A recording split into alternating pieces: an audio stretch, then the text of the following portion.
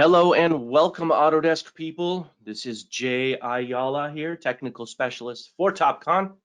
It is a pleasure and a privilege to be here with you today. We are continuing our build presentation, our build series here, and today I want to wish you a happy Valentine's Day, as well as let you know that today we're going to be covering 4 specific portions, and we will wrap this build series up unless we have in another month or so, unless we have some new releases that may actually wind up coming. So we may wind up extending this one more episode, but for now we're going to cover assets, we're going to cover reports, also members and bridge. Now I want to welcome a new team member of mine. His name is Jordan Bullock.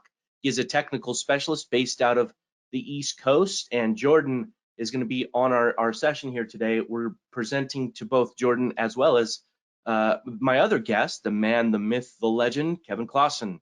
Say hi, guys. Oh, Jay, every time you say that, you're setting me up for failure.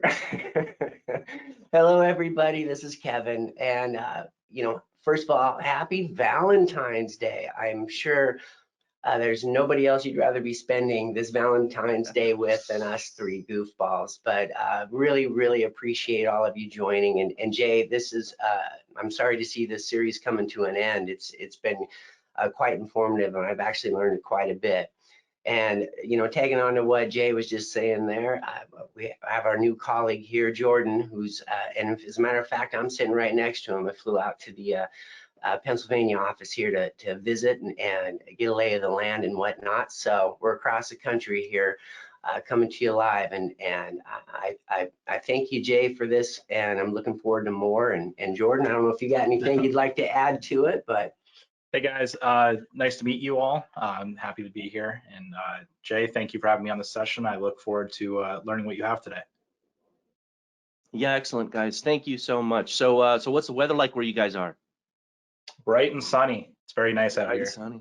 Oh, cool. Well, we got a little bit of overcast here in Richland, Washington State. It's 42 degrees outside, evidently. We got a little bit of a breeze going, but we also have that going on in our weather location here, which happens to be just outside of Columbus, Ohio on this particular project. You can see there that it's 59 degrees high today, partly cloudy. And this is just part of how build works, right, Jordan? So when you set up your project, you want to be able to know whether you're in Richland, Washington, or on site outside of Columbus, Ohio, you want to be able to know what that weather is like happening out there in that project. So yeah, I like to bring this stuff up. It's typically a little chit chat, but it's also significant to know what's going on in that part of the country. So again, as I mentioned, we're going to talk about assets, we're going to talk about reports, we're going to talk about members as well as the bridge. All right, let's get started. So assets. What we have with assets is a way that we can track the different, the way that we can keep track of the status of different things, for example, like equipment.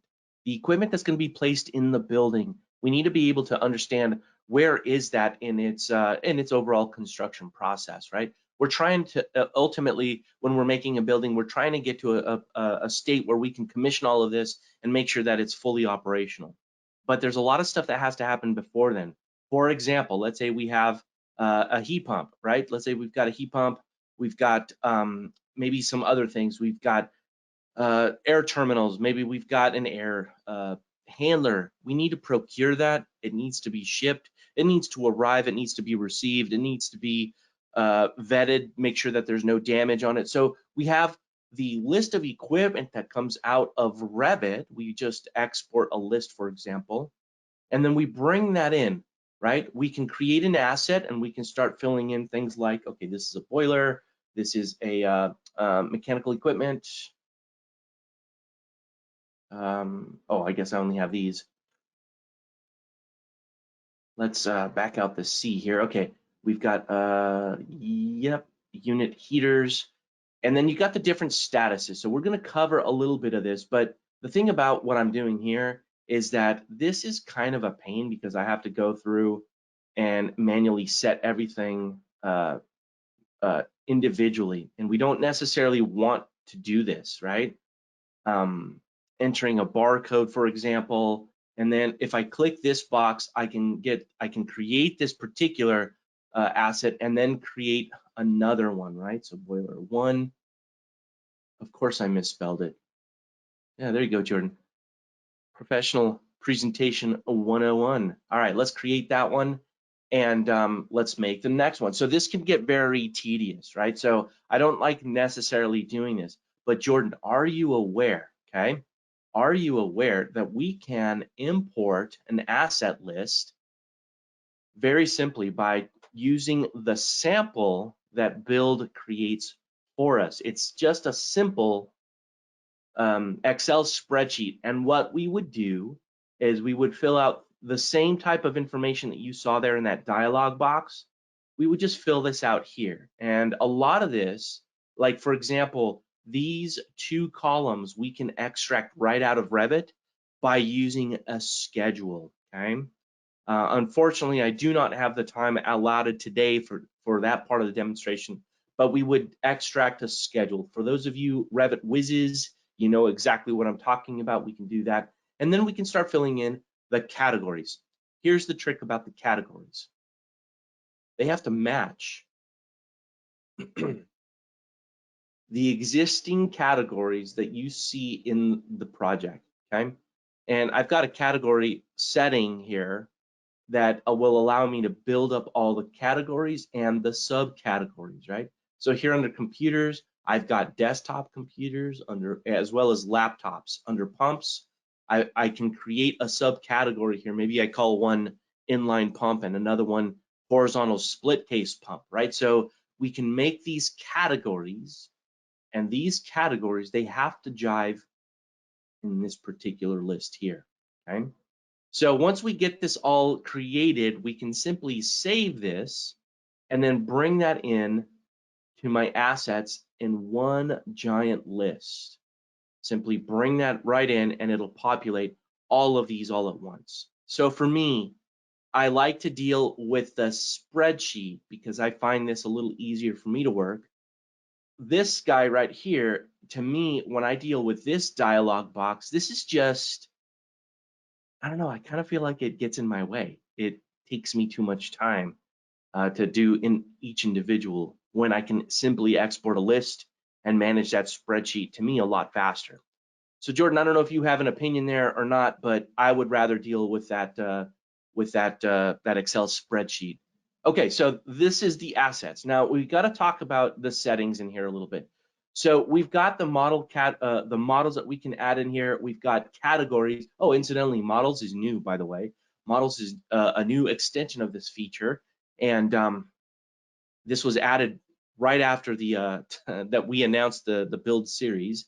And then we also have the categories. So you want to manage the categories. You can also add custom fields, okay? So here, let's add a new custom field, and let's just call this J, Kevin, and Jordan's preferences, right? Let's just call this the preferences. So we can create this custom field that we now have a new custom field. So let's say that you wanted to track something very specific.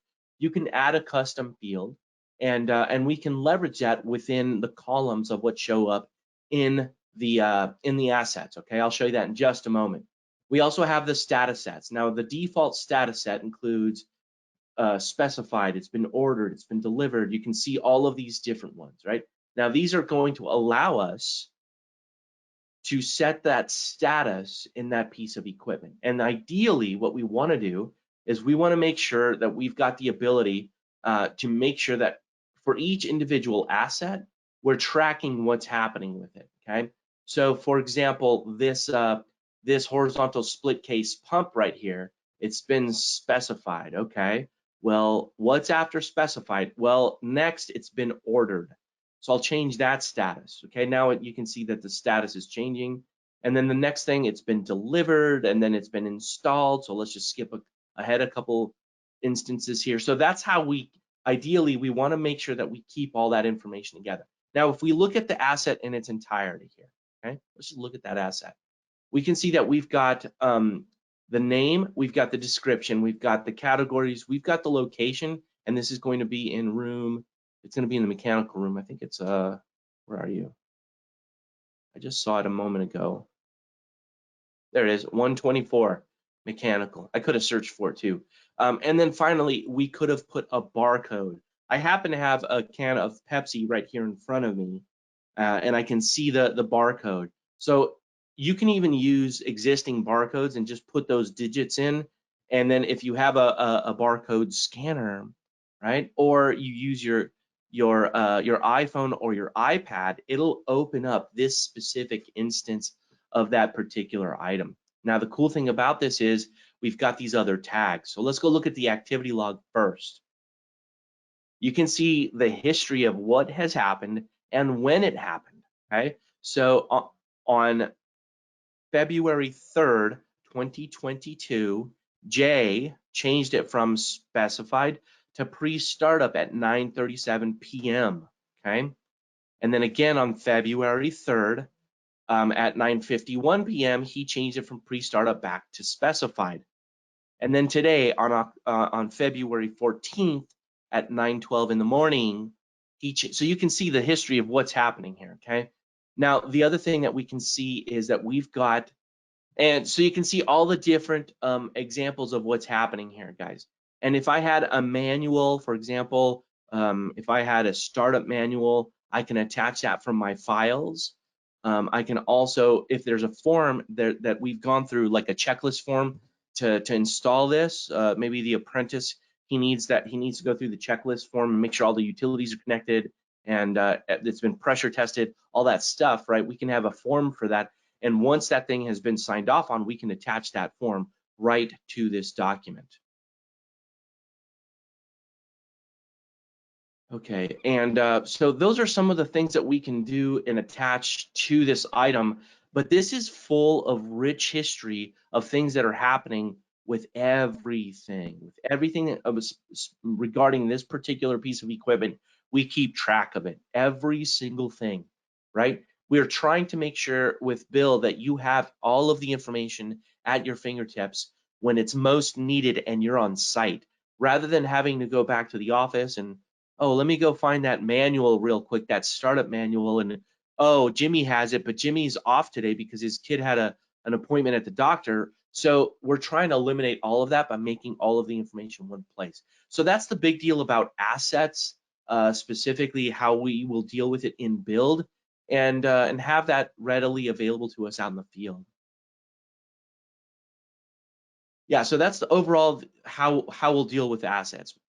Okay, so reports is another feature, and one of the most useful things about this report, and I want to back up for just a second, guys. Let's do this. I'm going to duplicate this tab, and on this duplicate tab, I'm going to go to the home report. Now, at a glance, what you're seeing here is that we've got 4 overdue issues, we got 1 overdue RFI, so on and so forth. You can see at a glance what the work status is of this particular project. But what happens if you're like me and you typically ignore this home screen and you go right to that feature that you need right off the bat? What happens if you ignore this? Well, that's where reports comes in really, really handy. So Jordan, when we're dealing with reports, okay, we've got this one detailed report about what's happening with these RFI details, okay? And we can go see this report at any time. So let's go ahead and download this report. Okay, here it is. And when I click on it, it'll tell me that, hey, this particular RFI item, this number 1 door position, they have some questions about this and they need to get that figured out, right? So here's all of the photos that were taken. Here's the sheet that I can link to. It'll take me right to that sheet, as you can easily see here, so on and so forth, right? So the idea here is the reports, you want the system to take over and automatically generate the report based on certain criteria. So this happens every night at midnight, regardless of what's happening, okay? So how do we make a detailed report like you're seeing here generate itself every night at midnight and get sent to the appropriate party, okay? So this is the concept here is if there's overdue items, whether it's an RFI, whether it's an issue that's popped up on site, Jordan, you want to be able to communicate effectively with your team. Okay, so that's where this this home button here, right? It reminds you that there's overdue stuff, and this is really good for like a foreman. This is really good for like a superintendent to understand what's happening and keep track of that. But if you want to make sure that your issues get sent to the appropriate people who need to get that stuff fixed, maybe what you do is you create a report, okay? And you have it run every night at midnight and distribute itself to those people. So let's do that. Let's do an issue detail report, okay? So created on, these are the different filters. So let's say that it's been created yesterday. Any issue that was created yesterday, right? You can do a date range or whatever. Let's see, what else do we have? Status, yeah, status. And let's say any issue that's open, okay? So not only can you do one that's for an issue that was created yesterday, but you can make another one that says, hey, if the status is open, give me, sort it by the ID, give me the cover page, give me the contents, give me a sheet overview, give me a custom field of photos, and let's do comments, okay? So you can run this report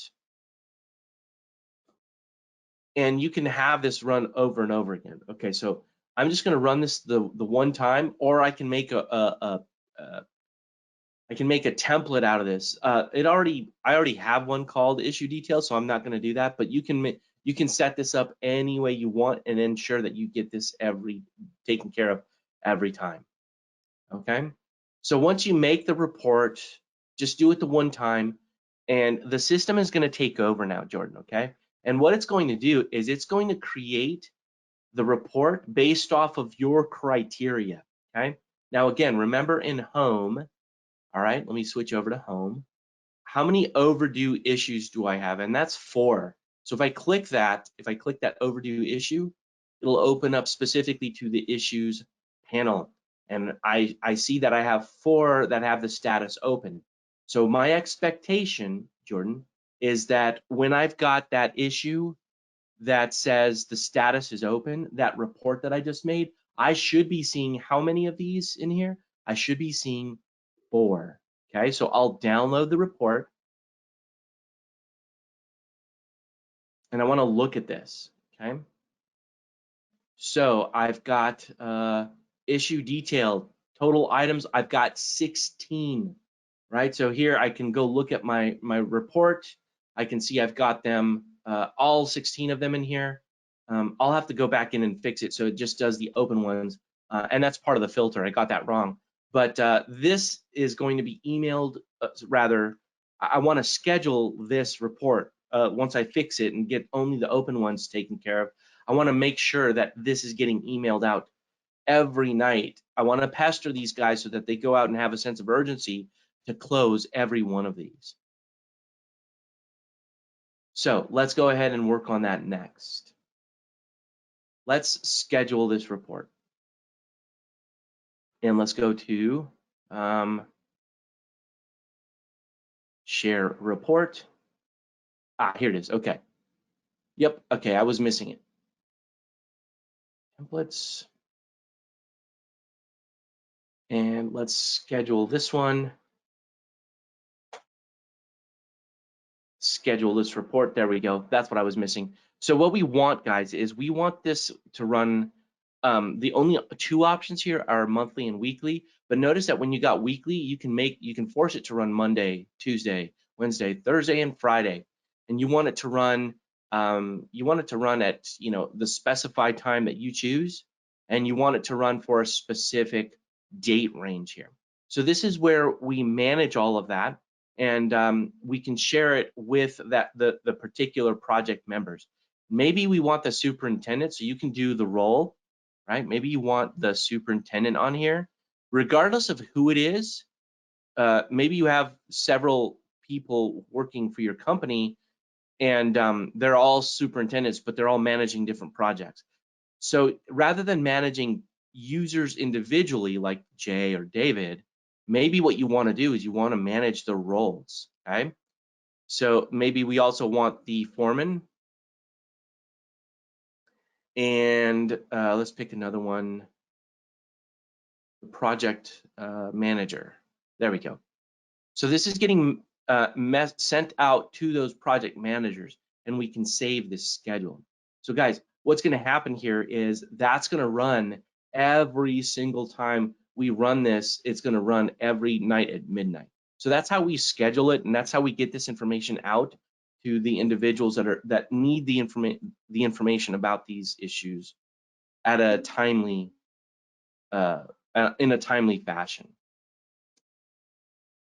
Okay, now, if there are no questions, this kind of wraps up what I had for reports. If there are no questions here, we'll move on to the next portion of this, Jordan. Yeah, Jay, that definitely sounds useful. The reports are definitely helpful, and you can do them at all different levels. So being able to push things out to your different team members, whether it's the project manager or superintendent, looking for specific things, or the individual designers that have tasks assigned to them, this definitely seems universal and helps streamline project issues. So no questions at the moment. Hey, Jay, Cool. Can we backtrack just for a second to assets? I was curious, can we track construction tools within assets? Oh yeah, construction tools. Yeah. So we're thinking maybe like a bandsaw or maybe a table saw or something that you need portable out in the field. Okay, yeah. So construction tools. There's two schools of thought on how you manage stuff like that. One of them is you track just the equipment and stuff that's that you really need to know about the building. And the other thing is maybe a Connex box that's filled with all these construction tools. So absolutely, I've seen both of those used that way. There are other tools out there that are intended specifically for that. However, yeah, if you need to track the tools, this would be a great way to do that within the assets is track that tools. What I would recommend is you manage the categories differently. Maybe you make one category called construction tools with all the subcategories in there, and then you make a different status set for those type of tools, like on-site or off-site or whatever those status sets are. So I've seen both schools of thought with equipment and construction tools. I've even seen things like forklifts and heavy equipment like dozers, skid steers, stuff like that in Build. I've seen both ways used, just equipment and then a mixture of construction tools as well. Okay, yeah, and just to put a bow on the topic here for reports, just bear in mind that once you make this work for you with a scheduled issue, once you get that set up, the system takes over, right?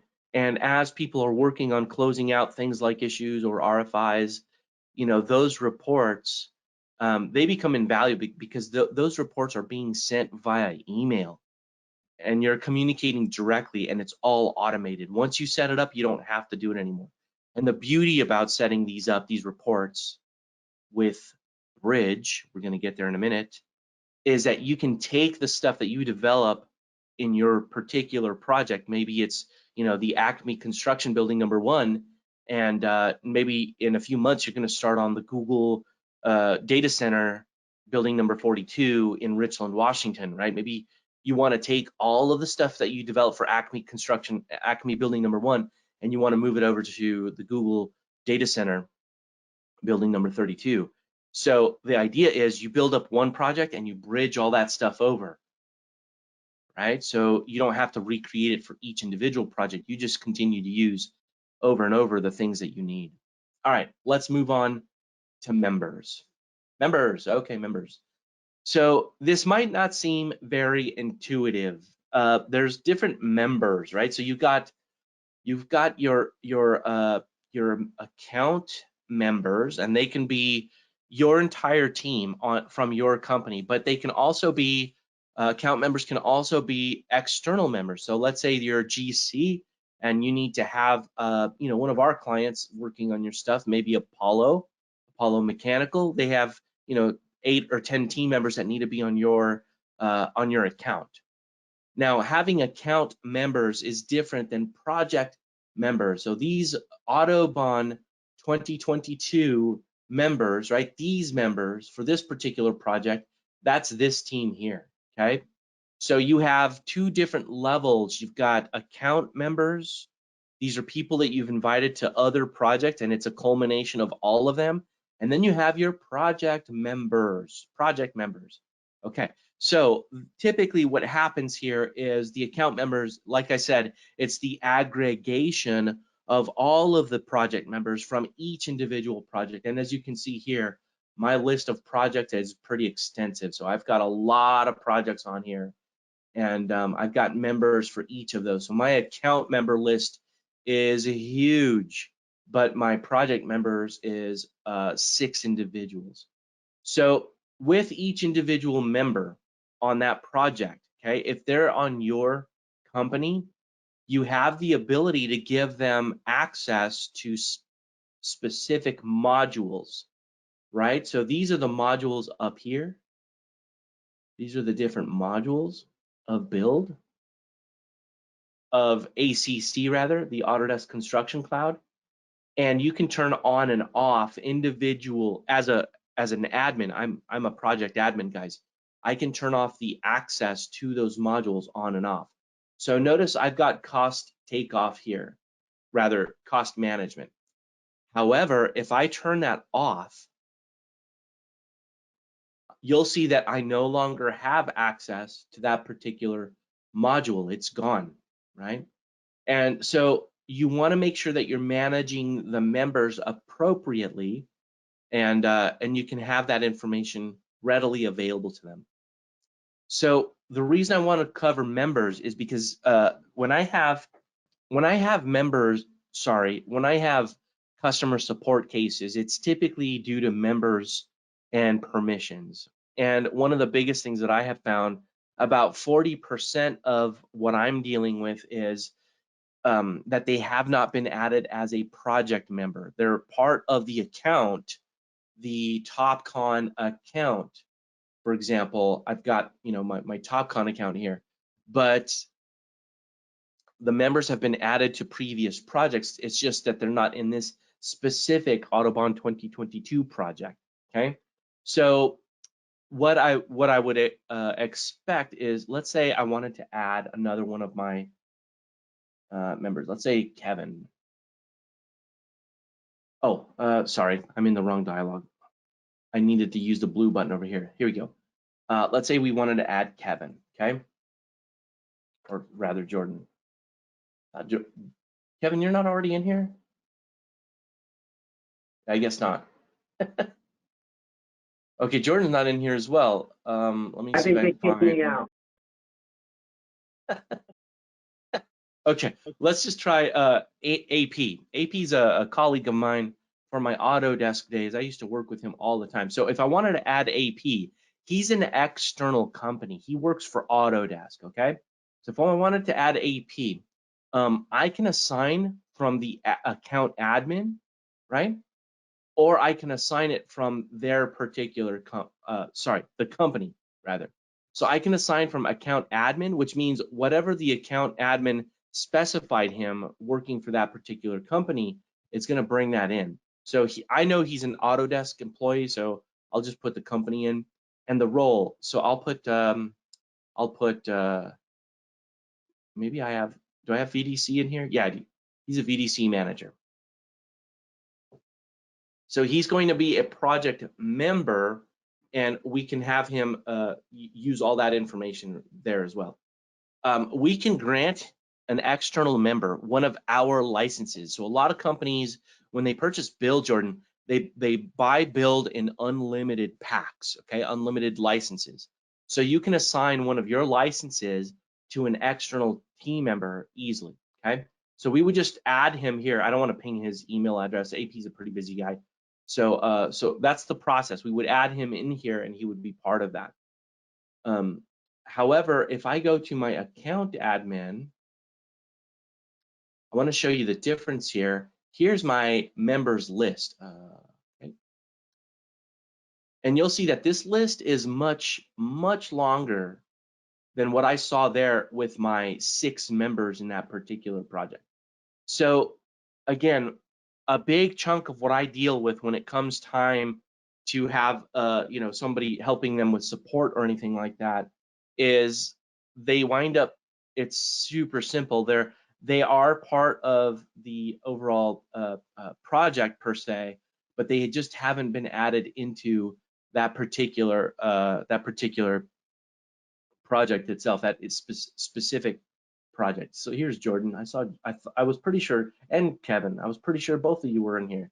Okay, cool. We got you guys as part of the account. We would then just add you as a member to that particular project. All right, so let me head back over to my project.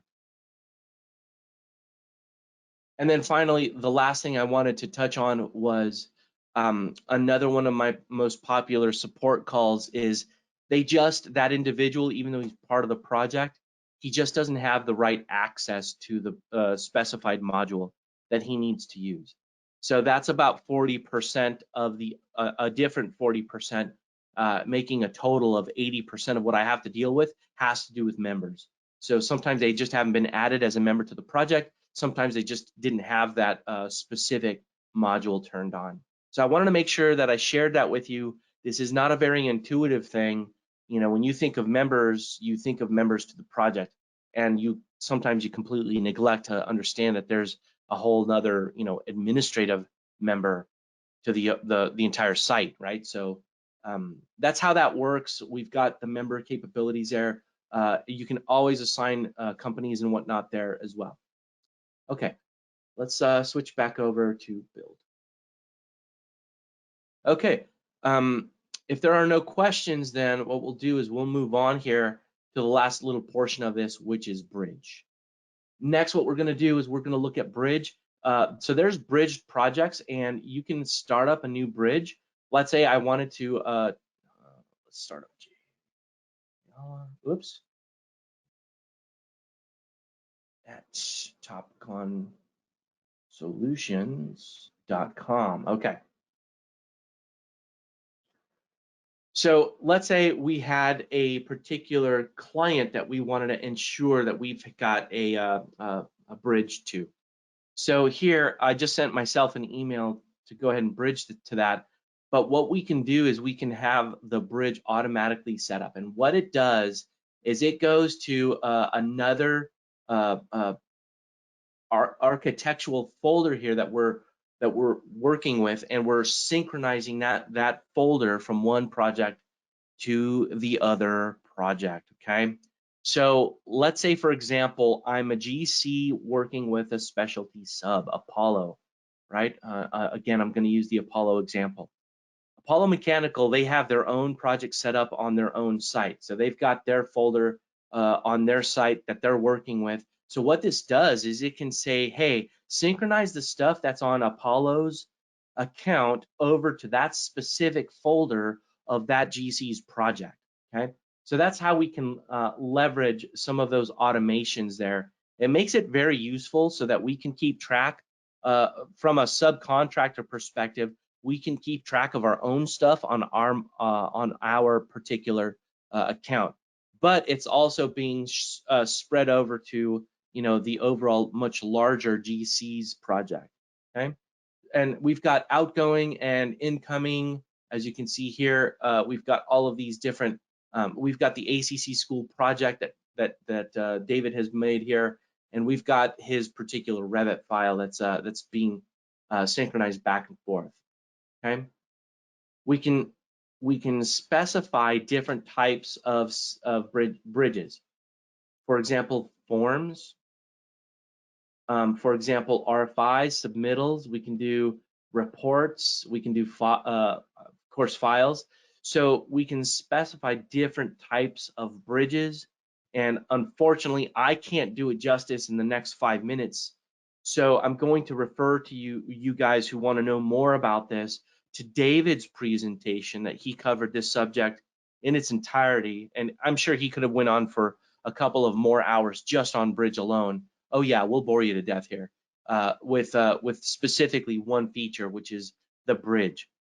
Okay, so that kind of wraps up what we had planned on sharing with you guys today with this series. We covered assets, we covered reports, we covered members, and we covered bridge. Thank you so much for your time and attention. I really appreciate it. It's been a pleasure and a privilege, and I want to wish everybody out there a happy Valentine's Day. Thanks, Jordan. Thanks, Kevin. Thank you, Jay. Oh, thank you, Jay. As usual, outstanding job. I appreciate it. And, you know, I love coming to these to learn with everybody else. So, well, everyone, it looks like another one of these comes to an end. Keep checking back. Check our website. We're going to definitely have more, you know, webcasts. And we like to do these series. So if there happens to be a topic of interest or something like that, we love to hear your feedback. So, you know, go ahead and send it on into us or give us a call. We'd love to, you know, hear your ideas and see if we can't put it into motion. So I thank you all. Happy Valentine's Day. Jay, you killed it again. Jordan, wonderful to have you aboard. I think we'll close that out. Nothing's coming in as of yet. Feel free, even after the fact, though, if something pops up in your head and you just, you know, didn't get a chance to put it in now, we'll definitely follow up with you. So thank you all so much.